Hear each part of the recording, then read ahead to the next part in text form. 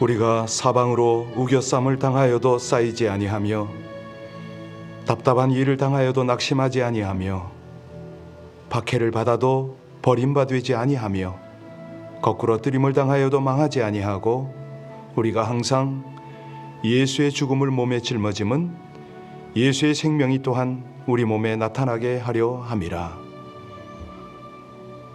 오늘도 이 백성들을 온전히 주장하시고 만유를 통치하시며 그 가운데 계신 우리 주님을 예배하며 무엇보다 주께서 당부하신 대로 자기를 부인하고 예수를 향하여 살게 하심을 감사를 드립니다.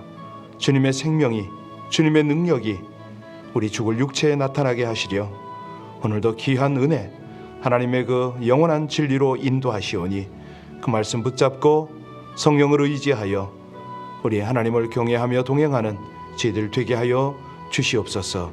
예수님 이름으로 기도하옵나이다. 아멘. 여러분들도 많은 기도 제목이 있으시겠지만 요즘에 우리 장기적으로 못 나오고 계신 분들이 자꾸 마음이 쓰입니다. 여러 가지 상황도 있고 또 이분들의 신앙이 어떠신가 늘 걱정이 됩니다. 가끔 이렇게 통화를 하게 되면 활동은 하고 계세요. 그런데 이제 영적인 활동이 얼마만큼 활발하신가 이 부분 때문에 여러분에게 중보 기도를 좀 부탁드리겠습니다. 지금 환절기에 건강도 살피셔야 될 테고 이럴 때 무엇보다도 중요한 게 영적인 건강 아니겠습니까?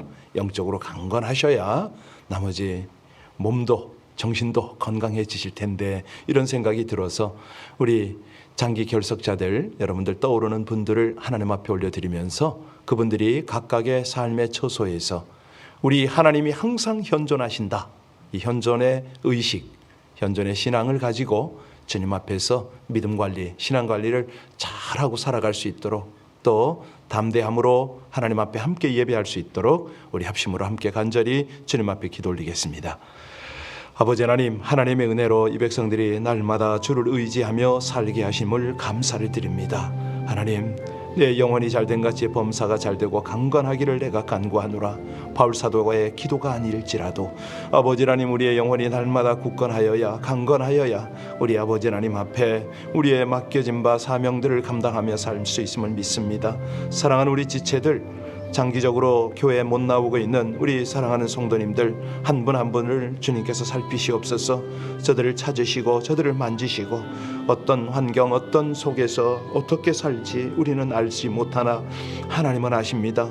저들이 하나님의 현존의식 앞에서 주를 바라보고 주 앞에서 바른 신앙생활 할 수 있도록 무엇보다도 하나님의 말씀 생활과 성령 충만함을 구하는 그 기도가 멈추지 아니하도록 하나님 은혜 주시기를 간절히 원합니다. 생업에 바쁘고 또 여러 가지 관계 속에서도 우리 하나님 의지하여 하나님이 주시는 능력 속에서 힘차게 살아가게 하여 주옵소서.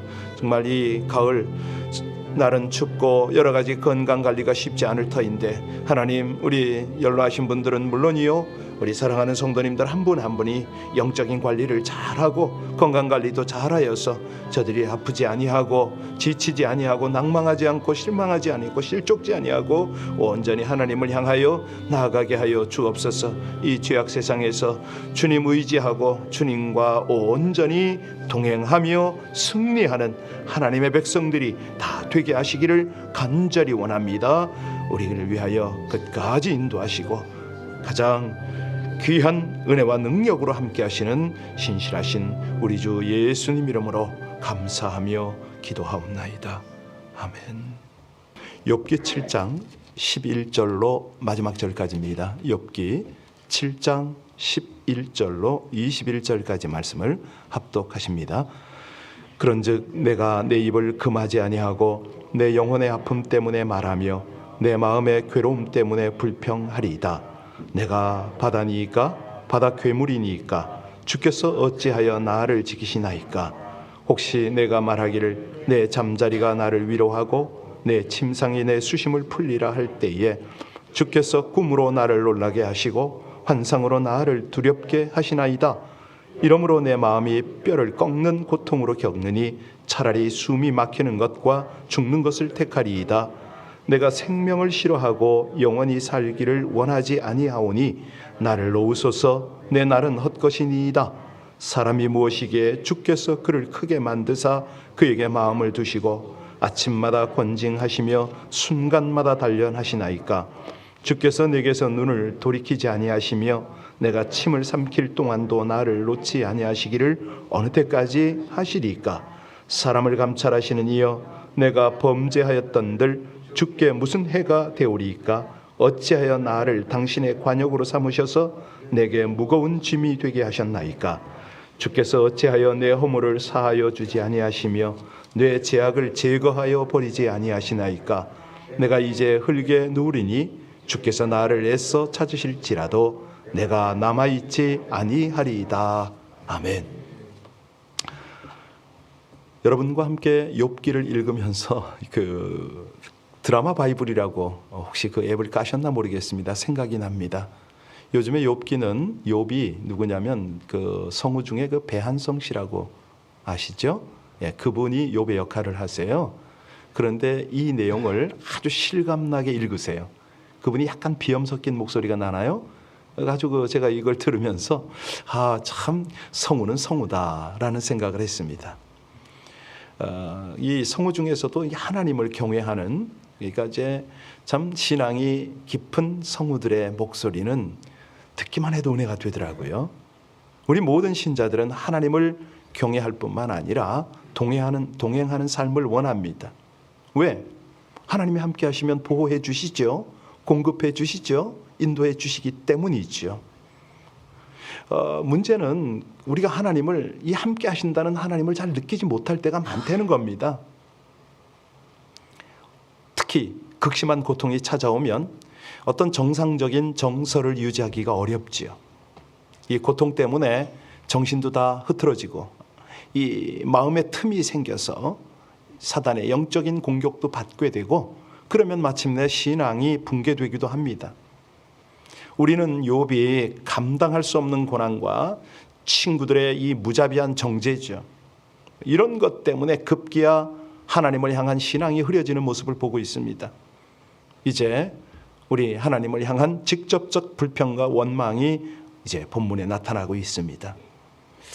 욥은요, 하나님을 향한 원망을 마음에 담고 있을 수가 없어서 내가 내 입을 금하지 않고 내 영혼의 아픔을 말하며 내 마음의 괴로움을 불평할 것이다 라고 이제 토로를 하는 거예요. 이게 계속 내 속에 담아 있을 수만 없다 이 말이죠. 우리가 11절을 보면요, 내가 참을 만큼 참았다는 거예요. 이제 할 말 좀 하겠습니다. 그 내용 아닙니까? 같이 읽겠습니다. 11절입니다. 그런즉 내가 내 입을 금하지 아니하고 내 영혼의 아픔 때문에 말하며 내 마음의 괴로움 때문에 불평하리이다. 여러분 이런 경험 해보셨나요? 이거 아무나 하는 거 아니더라고요. 저 같은 경우에는요, 제 영혼이 약한지 마음이 약한지 정말 위기가 되니까 이게 안 돼요. 어느 정도로 안 됐느냐? 하나님 앞에 서지를 못했어요. 정말 부끄러운 일입니다. 아니, 현장 사역을 한다는 사람이 그 중국 이제 그 통전부라고 있습니다. 그 요원들한테 쫓기고 한 며칠을 쫓겼어요. 그 며칠 정도가 아니죠. 처음에 91년도 이제 그 어간에 드나들기를 시작했는데 92년 초로 기억이 됩니다. 제가 숙소에서 나오면요, 그때는 비디오 카메라가 이따만 했잖아요. 어깨에다 매는 거. 이걸로 저를 찍는 거예요. 아니, 설마 내가 나를 찍겠어? 하고 뒤를 돌아봤어요. 영화 촬영하는 줄 알고. 사람이 없어요. 제가 저만큼 돌아 나가는데 따라오면서 찍더라고요. 야, 이게 주눅이 드는데 그건 견딜만 해요. 밥 먹으러 식당 가면은 거기 있어요. 열차를 타면 거기 있어요. 아니, 대놓고 저를 감시를 하니까 이게 아무리 젊은 나이라도 이게 머리가 곤두서다가 나중에는 정신이 하얘지더라고요. 그 깜깜한 밤에 열차를 타고 도망을 다니는데 끝까지 따라다니는 거예요. 뭐 그런 사건, 또 양육하던 북한 사람이 서로를 찔러 죽여가지고 살인 사건이 났는데 그 사건에 연루돼가지고 또 제가 도망 다니고 뭐 이럴 때 이게요, 내가 하나님을 의지하고 기도를 해야 된다는 이 생각이 안 났어요. 너무 부끄러워요. 지금 생각해도. 그저 어떻게 하면은 안전할까, 숨을까, 목숨 유지할까 뭐 이 생각만 했던 것 같아요. 자, 오늘 욥을 보면 지금 뭐라고 하냐면 자신의 영혼이 아프답니다. 마음이 괴롭답니다. 그래서 난 불평하겠다고 선포를 했어요. 자신에게 가해진 이 고난이 부당하다고 하나님께 항변한 거죠. 아니, 내가 어떻게 바다에 괴물처럼 취급받고 있냐고, 하나님 나를 이렇게 감시하냐고, 이런 표현을 합니다. 그래서 결과가 뭡니까? 견딜 수 없는 고통 속에서 다시 한번 나를 죽여달라고 하나님께 외치고 있습니다.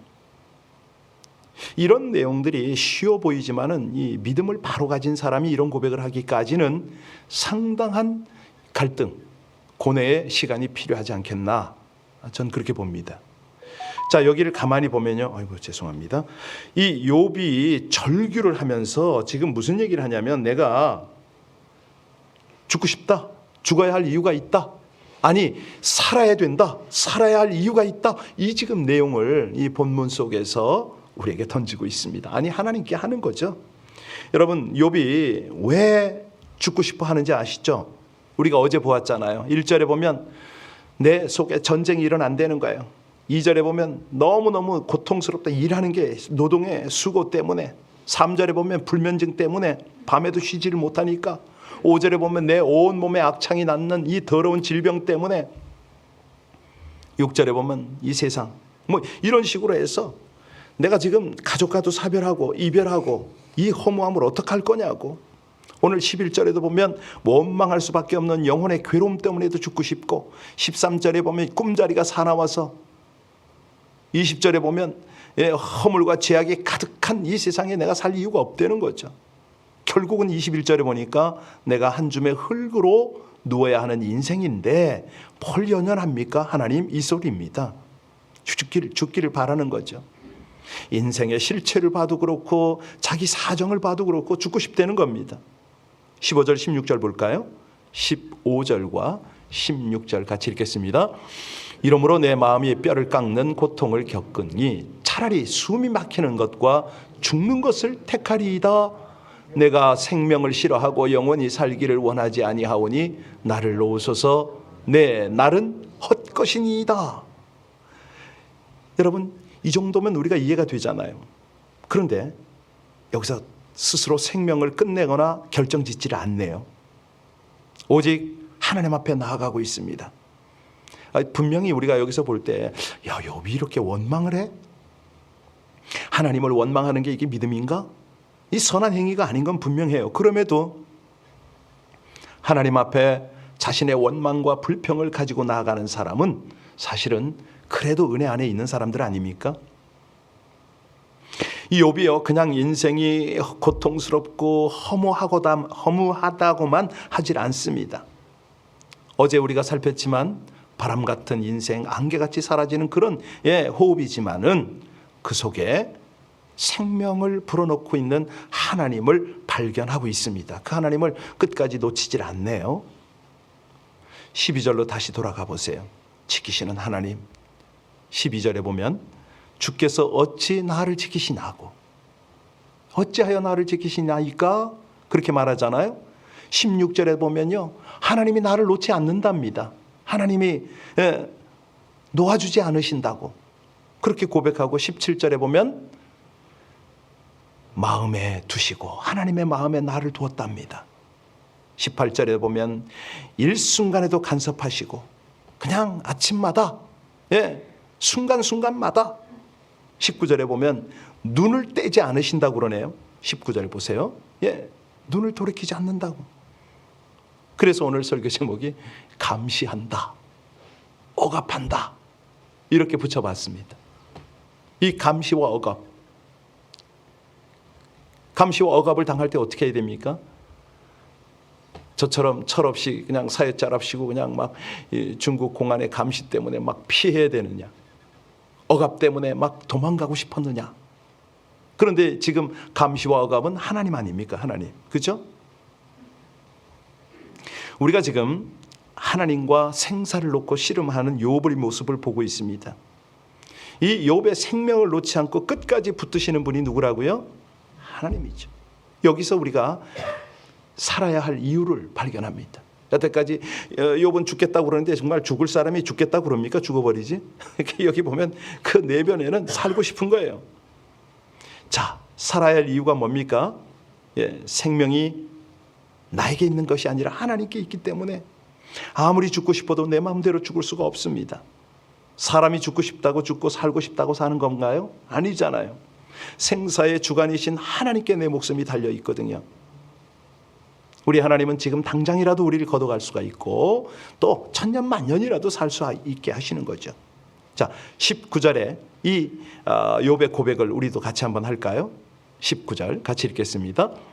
주께서 내게서 눈을 돌이키지 아니하시며 내가 침을 삼킬 동안도 나를 놓지 아니하시기를 어느 때까지. 배한성 성우가요, 이걸 읽으면서 침 삼키는 장면에서 침을 이렇게 삼키더라고요. 야, 그래서 참 실감 난다, 이렇게 제가 들었는데 그렇습니다. 그게 내 마음, 침을 삼키는 것도 내 마음대로 안 된다는 거죠. 왜? 여호와는 죽이기도 하고 살리기도 하시기 때문에. 그러니까 살아야 할 이유가 뭡니까?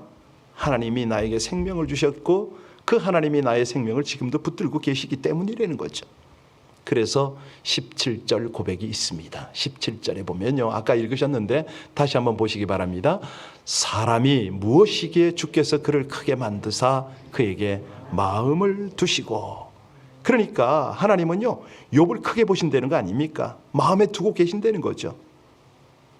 우리도 똑같습니다. 여러분이요, 하나님 앞에는 결코 작지 않습니다. 하나님이 귀히 여기십니다. 비록 우리가 고통의 세월을 살아가는 인생이라 할지라도, 정말 구더기로 뒤덮인 그런 인생이라 할지라도, 한 호흡 같은 인생이라 할지라도 하나님은요, 여러분을 당신의 형상대로 만드셔서 그렇게 한 걸음 한 걸음을 지키시며 인도하고 계시기 때문이죠. 우리가 살아야 할 이유가 바로 이겁니다.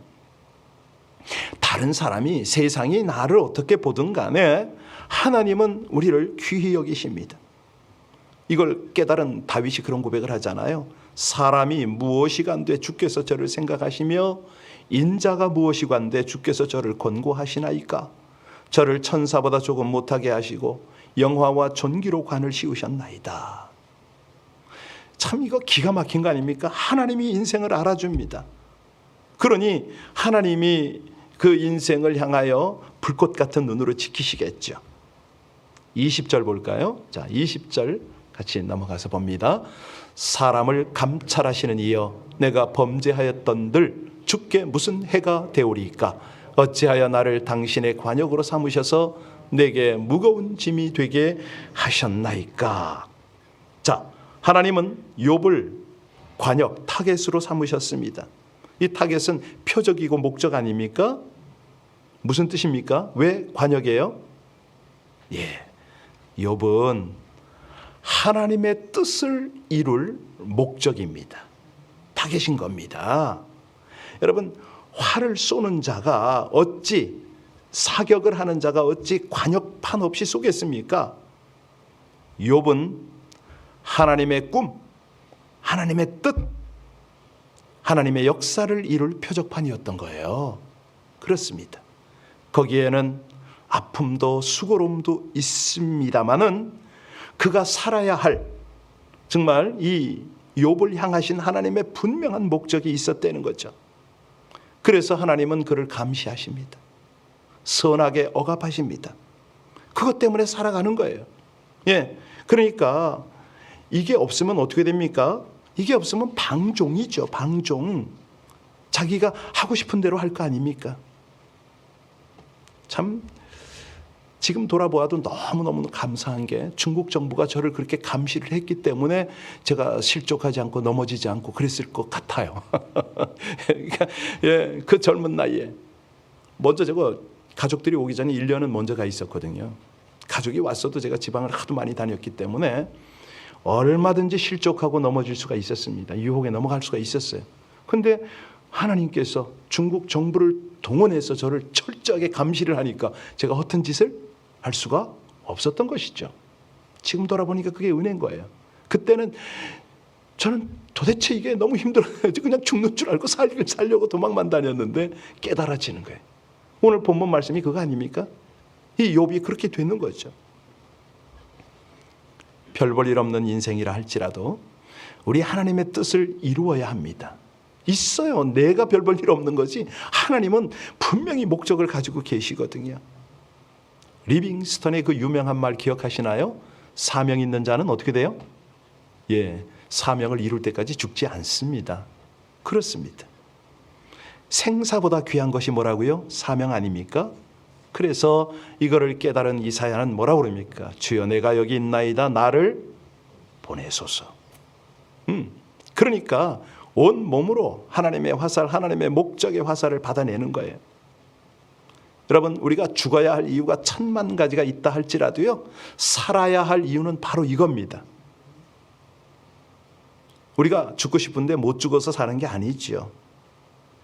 살고 싶어서 사는 거 아니지요. 성공하려고 사는 것도 아닙니다. 무슨 사업 때문에 사는 거 절대 아닙니다. 죽지 못해 사는 자 많이 있거든요. 어쩔 수 없이 사는 자도 많이 있습니다. 그냥 살고 그냥 죽는 건 아닌데, 우리 하나님께서 각 사람을 향해서 당신의 뜻을 이루시고 계시는데, 어떤 사람은 왜 사냐고 물으면 그냥 피식 웃는 사람이 있죠.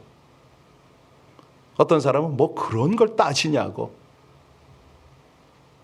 살아야 할 이유가 있는 자는 죽어야 할 이유가 하나의 핑계밖에 되지 않는다는 사실, 이걸 우리가 깨닫게 되잖아요. 살아야 할 이유가 있는 자는 죽어야 하는 이유를 뛰어넘어 버립니다. 더군다나 여기에 하나님이 주신 사명을 온전히 자각하는 사람, 그 사명을 향하여 사는 사람, 그 사람은 말할 것도 없죠. 우리가 오늘 11절로 21절을 쭉 보면서 20절 말씀처럼 사람을 감찰하시는 하나님을 보았습니다. 욥은 자신의 고통이 하나님의 뜻으로 된 것이 맞다, 점점 이렇게 알아가잖아요. 하나님은 인생의 흥망성쇠를 홀로 주관하시는 하나님이다, 이걸 인정하잖아요. 그런데 욥은 왜 하나님께서 자신을 그토록 심하게 다루시는지 이유를 지금까지 모르고 있습니다. 12절에 아까 말씀드렸죠. 자신은 특별 관리 대상이 아닌데, 내가 억압받아야 할 대상이 아닌데, 바다의 괴물이 아닌데, 용도 아닌데 어찌하여 밤낮으로 그렇게 내가 침 삼키는 순간까지도 그렇게 하나님은 나를 놓아주지 않고 세밀하고도 끈질기게 추적하시는가 이해할 수가 없다, 이런 고백을 했습니다. 그러면 여기서 우리가 욥을 통해서 도전받는 게 뭡니까? 욥은요, 고통과 절망 중에서도 하나님을 끝까지 바라보았다는 거 아닙니까? 사단이 원하는 대로 욥이 하나님을 욕하고 저주하지 않았습니다. 신앙을 포기하고 하나님을 떠나지 않았다는 거죠. 하나님 안에서 호소했습니다. 절망했습니다. 그리고 죽음조차도 하나님께 구했어요. 그게 16절인데요. 자신의 뜻대로 마음대로 그렇게 자살하지 않았다는 거죠. 이게 너무너무 중요합니다. 우리가 어떠한 곤고한 처지일지라도 절대로 막 가서는 안 됩니다. 하나님을 저주한다거나 자신의 목숨을 끊는다거나 이거는 아니라는 거죠. 그것은 하나님을 모르는 사람들, 무시하는 사람들, 불신자들의 행동입니다. 사단의 노예가 되니까 죽음 이후에서도 영원토록 처절하게 이 고통에 시달리는 무서운 행동을 하게 되는 거잖아요. 자, 살다 보면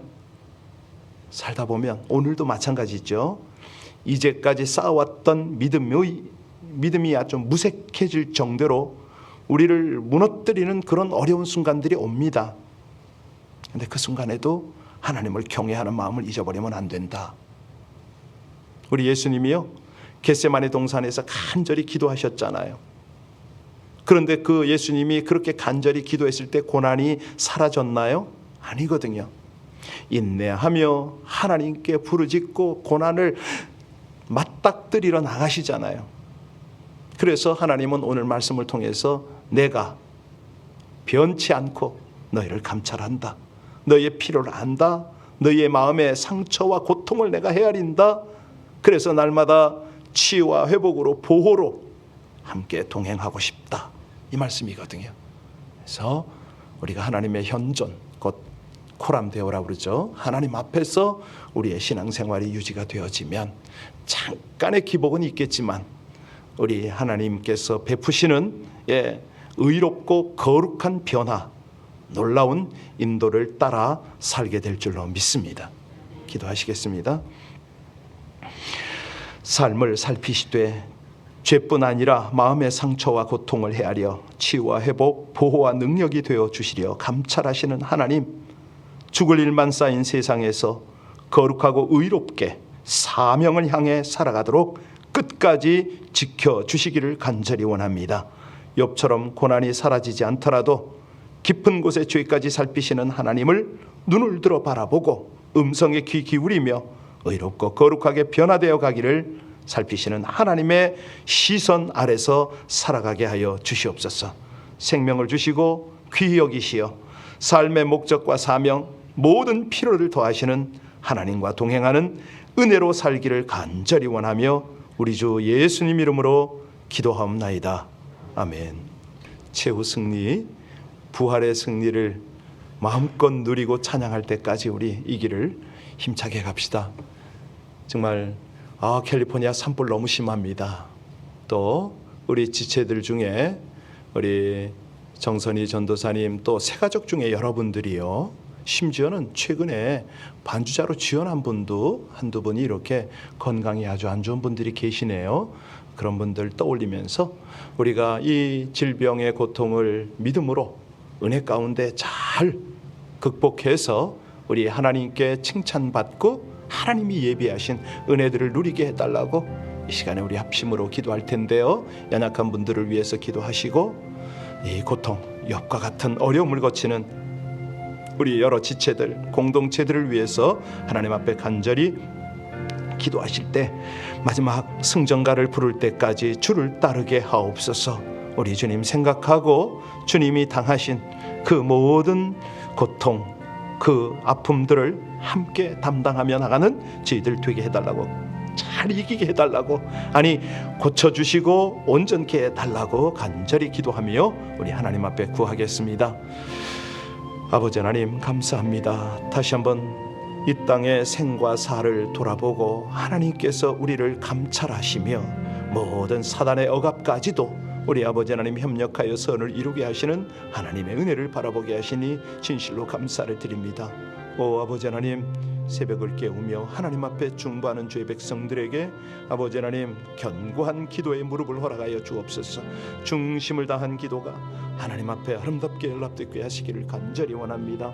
도우시는 아버지 하나님, 행사하시는 아버지 하나님, 이 새벽에 주님과 함께함이 복이요, 아버지 하나님 앞에 중보하며 우리 주님과 함께 동역할 수 있음이 복임을 고백합니다.